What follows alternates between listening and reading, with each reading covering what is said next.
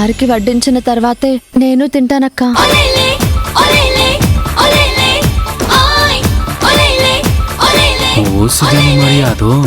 ఎన్ని సెకలు చేస్తున్నావే? ఏవండి, ఈ కూర వడ్డించినా? ఈ కూర అంటే నాకు చాలా ఇష్టం శ్రావ్య. అవునా? నాకు చెప్పరే మరి. మంచిగా తినండి. మీరు తృప్తిగా తింటే నా కడుపు నిండిపోతుంది. చాలు చాలు చాలు శ్రావ్య, తినండి. శ్రావ్య తన భర్తని అంత ప్రేమగా బాధ్యతగా చూసుకుంటుంటే నా మనసుకి తృప్తిగా, కన్నులకు పండుగగా ఉంది. నాకైతే రామరాజుని శ్రావ్యని ఇలా చూస్తుండటం ఆశ్చర్యంగా, ఆనందంగా ఉంది.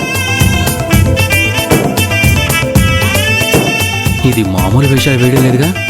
దీని ప్రేమంతా నిజం అనుకుంటున్నారు వీళ్ళు.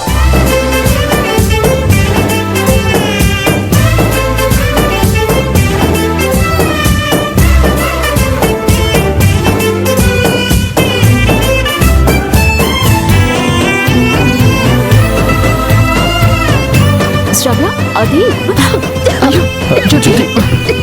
మంచి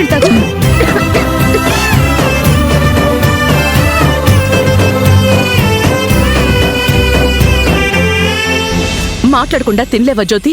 ఇప్పుడు చూడు ఎలా పొలమారిందో. జాగ్రత్తగా ఉండాలని తెలీదా?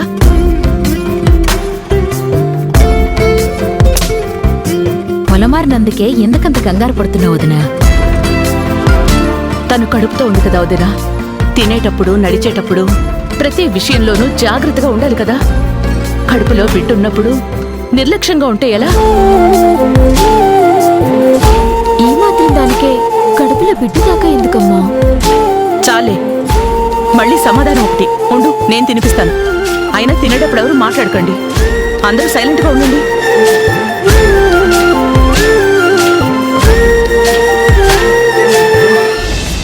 మా అమ్మ ఎందుకంత ఓవర్ చేస్తుంది? వదిన ఎలా ప్రవర్తిస్తోందేంటి చిన్న విషయానికే?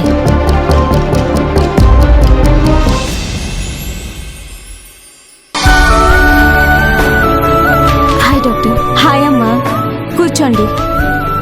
అక్క, ఈ కుర్చీ బాగున్నట్లేదు. ఏ కుర్చీలో కూర్చో. దా.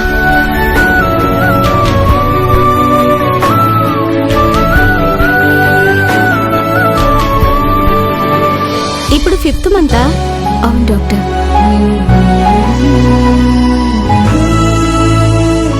చెక్ చేయాలి. ఇలా రాజోతి, పడుకోమ్మా.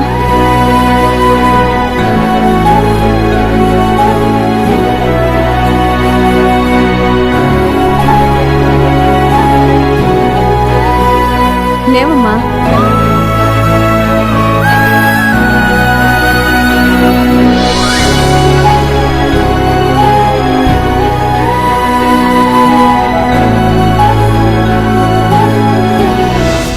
డాక్టర్, అంతా ఓకేనా?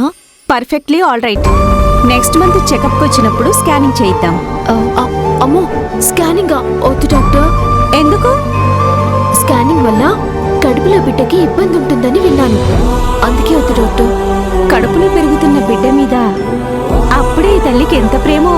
పుట్టబోయే బిడ్డ గురించి తను రోజు ఎన్నో కలలు కంటుంది.